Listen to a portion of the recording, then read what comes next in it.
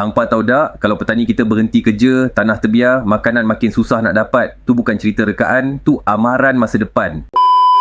Semalam 2 Jun, Bang Mat lancar Sustainable Agriculture Week kat Pavilion Malaysia sempena World Expo 2025 di Osaka, Jepun.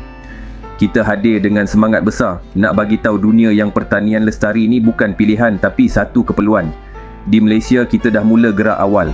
Dasar Agro Makanan Negara 2.0, Wawasan Kemakmuran Bersama 2030. Semua ni jadi panduan. Kita tengah naik taraf pertanian, guna teknologi, drone, IoT, semua canggih.